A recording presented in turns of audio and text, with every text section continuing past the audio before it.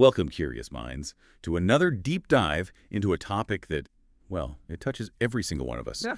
Making better decisions.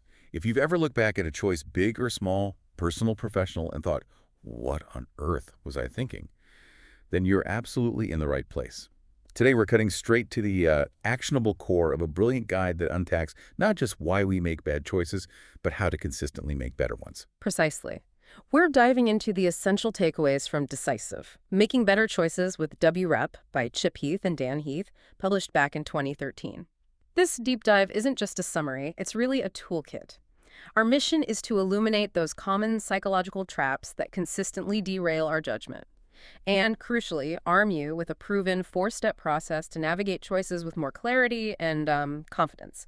Think of it as your strategic shortcut to being not just quicker, but undeniably righter in your decision-making, whether it's for your career, a new venture, or heck, even just deciding what's for dinner tonight. Okay, right. Let's unpack this then. Before we even get to the solutions, the Heath brothers brilliantly identify these four villains that ambush our decision-making. And these aren't just abstract ideas, are they? They're like deeply ingrained, often subconscious patterns of thinking that, well, we all fall prey to.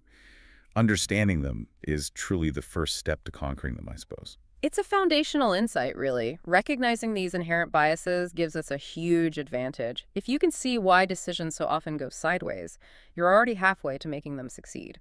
So the first villain they spotlight is narrow framing. This is essentially our brain's often lazy shortcut. It means we limit our choices, sometimes to just two. Ignoring a whole universe of other possibilities. Think of it as having tunnel vision. You're presented with a problem, and instinctively, your mind offers an either scenario. And it feels so natural, doesn't it? Like you're at a crossroads thinking, okay, should I take Job A or Job B? When in reality, there could be a Job C you haven't even considered, or maybe even the radical idea of starting your own thing. You've completely missed a whole quadrant of possibilities because of that narrow frame. Wow, it's truly startling how often we box ourselves in without realizing it. It is. We become so focused on the immediate options that we just overlook the expansive landscape. Building on that, the second villain is confirmation bias. This is our deeply human tendency to seek out and interpret evidence that supports what we already believe or, what we want to believe. It's less about finding the truth and more about validating our existing assumptions. We just gravitate towards information that makes us feel smart and right. Ooh, that one hits home for a lot of us. We love being right, don't we? That's why we might only read news sources that echo our opinions, or only ask friends who we know will agree with our preconceived idea. We subconsciously cherry-pick information, often completely ignoring inconvenient facts or valid counter-arguments that might challenge our comfort zone. It's not malicious, it's just how our brains work, I guess, which makes it all the more insidious. Precisely. And then the third villain is short-term emotion. This is when our immediate feelings could be the thrill of a new idea, the fear of missing out, maybe sheer frustration with the current situation. They hijack our long-term decision-making. These powerful but often fleeting emotions can easily pull us away from our core values, our logical paths, and ultimately lead us down roads we later regret. It's those impulsive decisions, isn't it? Like buying something expensive because of a fleeting rush, or making a rash career move because of an immediate annoyance at your current job. Only to realize later it wasn't aligned with your bigger goals at all. Our feelings are so potent, but they could be terrible navigators for complex, future-oriented choices. Absolutely. And finally, we encounter the fourth villain, overconfidence.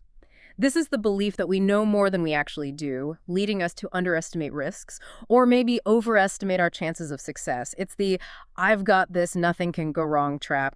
This hubris often prevents us from considering alternative scenarios or preparing for potential pitfalls, setting us up for a much harder fall when things inevitably don't go exactly as planned. Okay, so these villains sound pretty formidable, even a little bit overwhelming, maybe.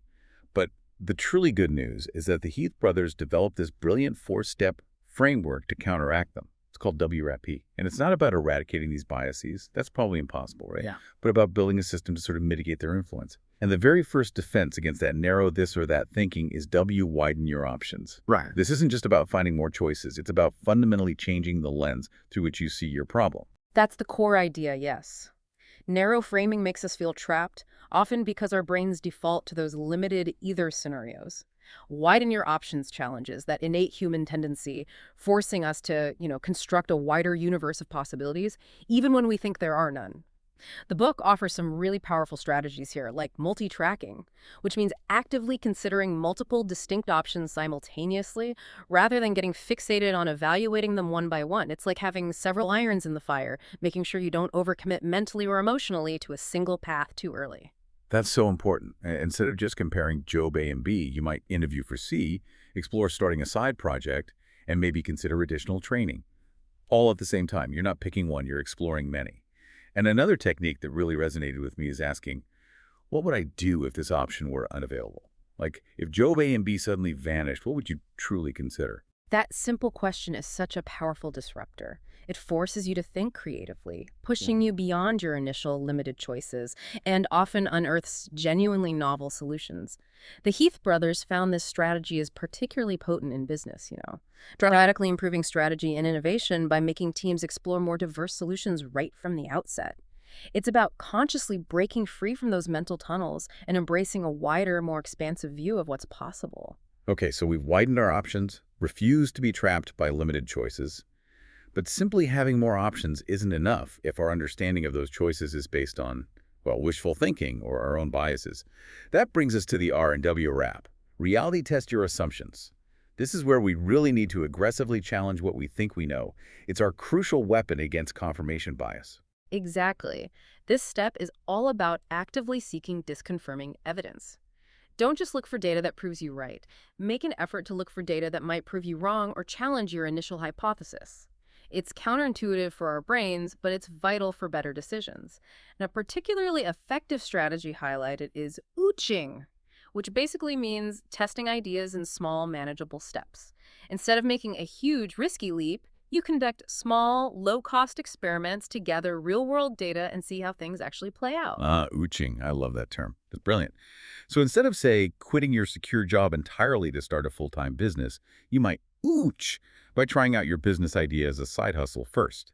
You test the market, validate your ideas, get real customer feedback, all with minimal risk. Or maybe you're thinking about a big move to a new city. Instead of selling everything and just relocating, you might ooch by taking a week-long trip there, connect with people, get a feel for daily life. Exactly. It replaces speculation with actual experience. You're kind of prototyping your decisions, which fundamentally reduces risk. The Heath brothers really emphasize that testing trumps theorizing every single time. It directly combats our innate pull towards self-confirming information, even when it's wrong, by forcing us to confront reality head-on. It gives you actual data to work with, rather than just, assumptions or hopes. Okay, makes sense. We've widened our options. We've reality tested them. Now, what about those powerful, often fleeting short-term emotions that can cloud our judgment? That leads us to the A in WRIP. Attain distance before deciding. This step is all about creating some critical separation from those immediate feelings that can push us towards impulsive or regrettable choices. Emotions are undeniably vital, they're part of being human, and they do provide valuable information. But when it comes to significant choices, they can distort our perspective quite dramatically. So to gain that crucial perspective, two strategies really stand out. First, ask yourself, what would I tell my best friend to do? This simple reframing helps you tap into a more objective, maybe more empathetic viewpoint for your own situation, stripping away some of the immediate emotional charge you might feel. It's often easier to be wise for others than for ourselves. It's so true. We often give our friends much better advice than we take ourselves. Hmm. And the second strategy, the 1-0-10-10 rule, that's also incredibly powerful. How will you feel about this decision in 10 minutes, then in 10 months, and way down the line in 10 years? Yeah, that rule is a fantastic mental exercise. It forces you to project into the future, shifting focus from maybe instant gratification or immediate fear to what truly matters over a longer horizon. Will that impulsive purchase even matter in 10 months? Will saying yes to that huge commitment still feel right in 10 years? Or will it just lead to burnout? This emotional distance, as the book strongly argues, brings profound clarity. It's especially valuable in highly charged personal choices, things like relationships, health decisions, or even major career shifts. It helps you see the potential ripple effects. Right. So we've broadened our choices, checked our assumptions against reality, created some emotional distance. But even with all that, the future is still uncertain, isn't it? That brings us to the final step, the P in WRAP, prepare to be wrong. This tackles that insidious villain of overconfidence, helping us acknowledge that the future is rarely a single predictable point. It's more like a dynamic range of possibilities. Exactly. This step isn't about being pessimistic. It's really about building resilience and minimizing potential regret down the line. The Heath brothers suggest setting tripwires. These are basically predefined signals or conditions that, when met, automatically trigger a reevaluation of your decision. For example, maybe if your new side business doesn't hit a certain revenue target within 6 months, that's your tripwire.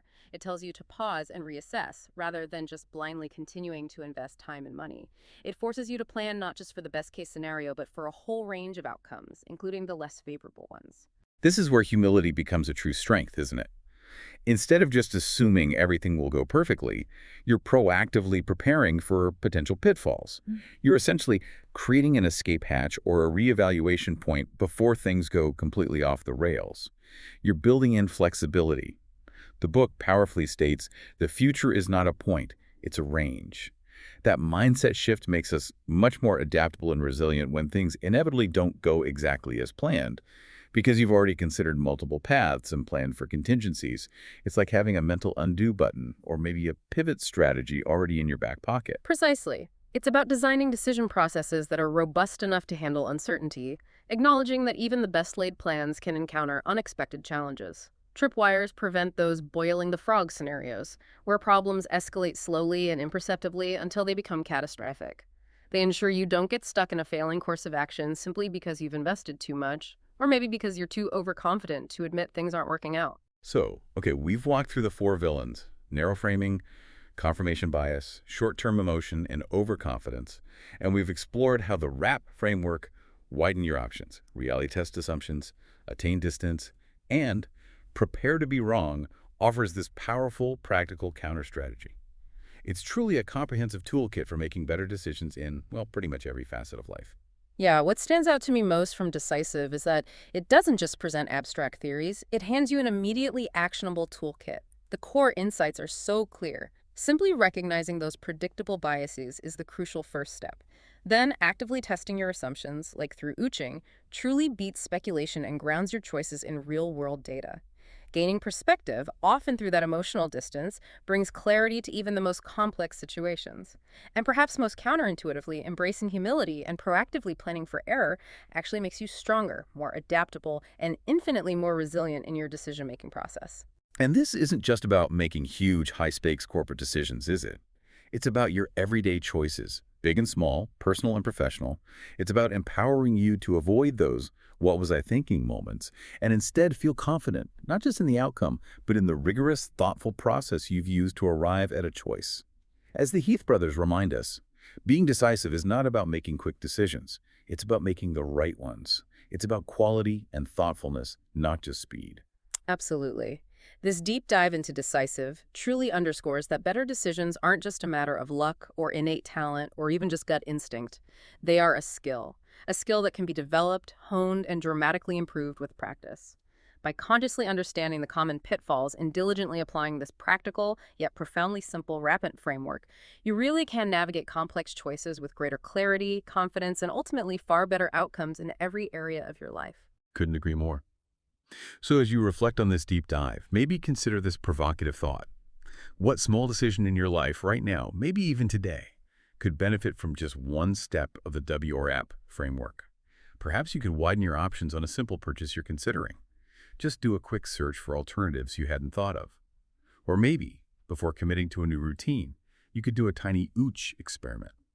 Just try for 2 days. What might you discover about your own assumptions or the true range of possibilities by simply challenging that initial instinct or gaining a little distance from a nagging worry? The power, as we've learned today, truly lies in those small, deliberate shifts.